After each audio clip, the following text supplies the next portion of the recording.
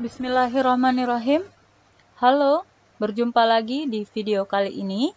Masih ingat dengan pembahasan kita minggu lalu tentang aplikasi SPSS? Nah, kali ini saya akan memberikan tutorial cara penginputan data menggunakan aplikasi SPSS. Sebelum kita mulai, pastikan kalian sudah mendownload aplikasinya di PC kalian masing-masing ya. Gimana? Apakah kalian sudah siap? Baik, berikut tutorialnya. Data yang akan kita lakukan proses entry data adalah data pengukuran kadar gula darah pasien. Pada data ini terlihat ada 10 orang pasien yang akan dilakukan pengukuran kadar gula darah dengan rentan variasi umur yang beragam, kemudian jenis kelamin yang berbeda, dan dengan beberapa variasi kadar gula darah. Nah, aplikasi SPSS yang akan saya gunakan adalah aplikasi dengan versi SPSS versi 21. Berikut adalah tampilan data SPSS. Nah, pada data tampilan SPSS, maka kita akan temukan ada dua bagian, yakni data view yang berisi tempat untuk melakukan proses entry data, sedangkan variable view adalah bagian yang akan kita gunakan untuk melakukan pemberian label nama untuk masing-masing data yang akan kita entry.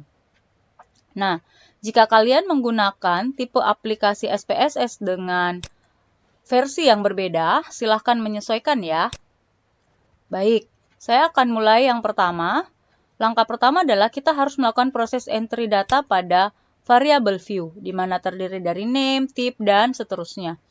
Untuk penjelasan tentang hal-hal yang berkaitan dengan kolom-kolom ini, silahkan lihat di video sebelumnya ya. Baik, saya akan mulai melakukan proses entry. Proses entry bisa kita lakukan dengan dua hal. Yang pertama, kita mengentry satu persatu, atau kita sudah menyiapkan data yang akan kita entry dalam bentuk Excel. Nah, saya akan mencontohkan proses entry manual satu persatu, dan saya akan mencontohkan juga ketika kita meng-copy paste dari bentuk Excel-nya. Nah, yang pertama kita akan lakukan proses entry. Kita mulai dari, kita akan mengentry ada 5 variabel, nama, jenis kelamin, umur, gula darah, dan kategori. Nama, kemudian umur, nama, jenis kelamin, kemudian umur, kemudian kadar gula darah, kemudian kategori. Nah, setelah saya menuliskan semua variabel yang akan saya entry, maka kita bisa lihat tampilan data view yang sebelumnya tertulis var, maka dia akan berubah sesuai dengan apa yang kita entry pada variabel view. Selanjutnya saya akan mengubah tipe data, karena di antara 5 variabel ini ada yang karakternya berupa huruf dan ada yang berupa angka. Untuk nama, jika dia berupa karakternya berupa huruf, maka kita ganti menjadi string. Jumlah karakter atau lebar data untuk keseragaman saya ganti menjadi 15. Kemudian jenis kelamin juga string. Saya ganti jadi 15. Kemudian umur adalah numerik berupa angka, kadar gula darah juga berupa angka. Ini juga adalah karakter huruf, saya ganti. Kita juga bisa melakukan perubahan lebar data pada bagian ini dengan men-scroll hingga diperoleh angka 15. Coba jadi 15.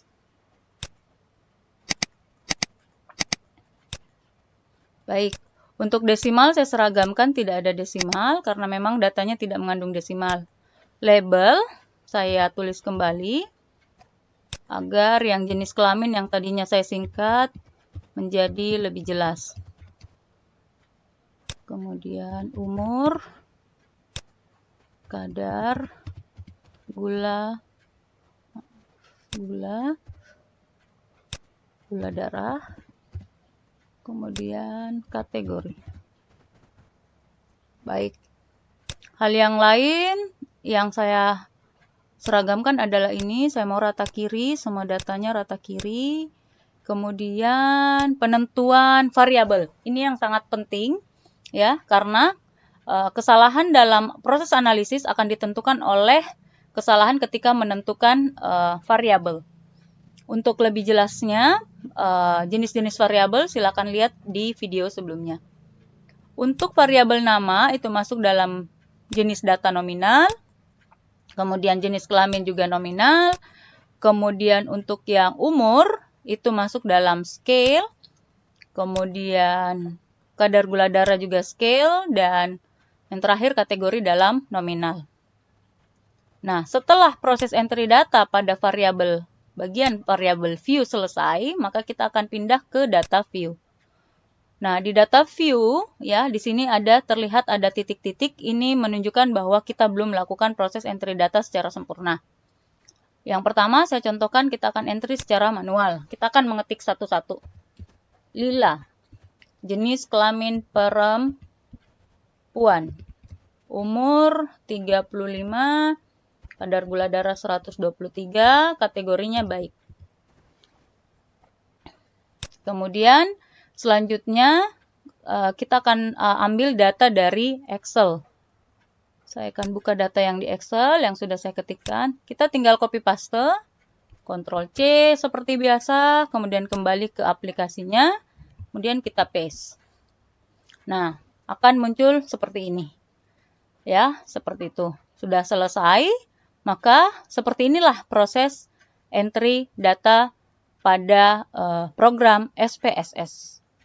Nah, apa yang selanjutnya kita bisa lakukan? Setelah kita melakukan proses entry data, ya, kita bisa melakukan proses recoding. Proses recoding dapat dilakukan dengan tujuan untuk mengetahui melakukan perubahan data. Yakni, jika ingin melakukan perubahan dari data yang berskala numerik, ya, menjadi kategori, ataupun kategori menjadi kita coding dalam bentuk numerik. Atau bisa juga penggabungan sel. Artinya ada rentan interval, kita menggabungkan beberapa sel. Sel yang dimaksud di sini adalah kolom ya. Saya contohkan, kita kembali ke aplikasinya. Seperti ini yang dimaksud penggabungan sel.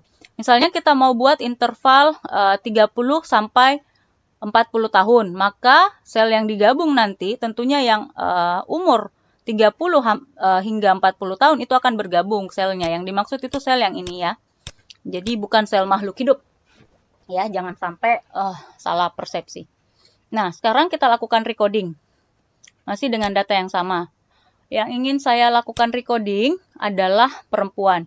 Kalau kita menulis seperti ini, ya kan agak repot ketika datanya ada mungkin ratusan atau ribuan perempuan, laki-laki, kita akan mengetik satu persatu.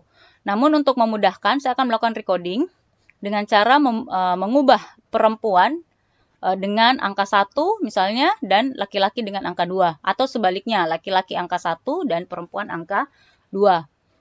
Yang lain, umur juga bisa dilakukan recoding, seperti yang saya bilang tadi, kita berikan interval, tapi pada data ini saya tidak lakukan. Kemudian kadar gula darah, kategorinya ini, ya, kita akan lakukan recoding.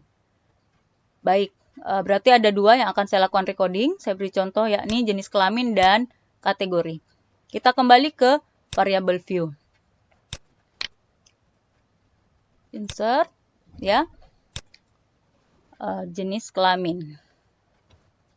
Maaf, JK1. Ini kode 1 ya, recoding yang pertama. Ini saya ubah jadi 15. Kemudian yang tadinya data string, ya, kita ubah menjadi karakter numerik. Kemudian saya tulis kembali jenis kelamin. Oke. Nah, penulisan nama label seperti ini boleh sama. Yang tidak boleh adalah yang di name sini. Ya, tidak boleh ada dua karakter nama yang sama. Oke, saya ubah jadi rata kiri. Kemudian saya ubah datanya karena kita sudah ubah dalam bentuk numerik, saya ganti menjadi scale. Kemudian yang terakhir kategori. Kategori 1. Ya, saya ubah numerik, ini jadi 15. Kemudian tidak ada desimal, ini juga saya seragamkan tidak ada. Kemudian ini kategori, tinggal copy paste saja. Kemudian saya ubah jadi rata kiri, ini jadi scale. Nah, kita lihat. Nah, di sini sudah muncul satu tabel lagi. Nah, tadi untuk mengcodingnya kita tulisnya di values. Jadi ini tadi satu adalah perempuan. Kemudian 2 adalah laki-laki. Oke, di add, oke. Kemudian kategori 1 adalah baik. Kemudian 2 adalah sedang. Kemudian 3 adalah buruk ya. Oke, sudah. Maka saya akan lakukan recording. Perempuan adalah dengan kode 1, 1, laki-laki 2, 2, 1, 2, 1, 1, 1, 2. Tentunya dengan coding begini kita akan lebih simple ya dibandingkan mengetik karakter-karakter yang ada di sini. Kemudian ini baik 1, 2, 3, tuh 2, 2, kemudian 3. 3, saya tinggal copy paste. Nah, ya. Proses entry data yang kita lakukan sudah selesai. Seperti ini proses entry datanya. Nah, untuk langkah selanjutnya pada penggunaan aplikasi SPSS setelah melakukan proses recording dari data yang sama, maka kita akan lanjut di video selanjutnya. Jika kamu merasakan manfaat dari video ini, maka jangan lupa di-share dan like, karena berbagi sedikit jauh lebih bermanfaat dibandingkan jika hanya dimanfaatkan untuk diri sendiri. Dan jangan lupa subscribe dan juga aktifkan lonceng notifikasi agar kamu tidak ketinggalan video-video selanjutnya. Sekian dari saya. Wassalamualaikum warahmatullahi wabarakatuh.